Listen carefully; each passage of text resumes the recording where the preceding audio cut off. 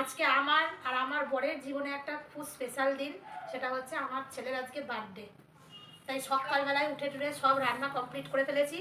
রান্না করেছি হচ্ছে এই যে এখানে প্রতিদিনের মতন ভাত, এখানে রয়েছে বেগুন ভাজা, শিম ভাজা, মিষ্টি কুমড়ো ভাজা, আলু ভাজা, মাছ ভাজা, এখানে রয়েছে ভেজ ডাল, একটু ফুলকপি গাজর আর একটু বিনস দিয়ে ভেজ ডাল করেছি।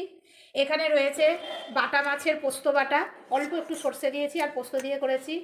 এখানে রয়েছে পেন খেজুর কিশমিশ টমেটো দিয়ে চাটনি।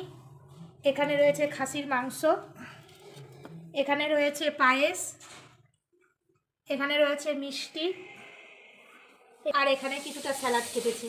আর এটা হচ্ছে পোস্ত বাটা একটু বেশি হয়েছিল, আমার বর খেতে খুব ভালোবাসে তাই রেখেছি। আর ঠান্ডা পড়েছে প্রচণ্ড, ওই জন্য দইটা আমি অল্প করে নিয়ে এসেছি, কারণ আমাদের সবারই ঠান্ডা লেগেছে। এবার ছেলেকে আগে আশীর্বাদ করব, তারপরে খেতে।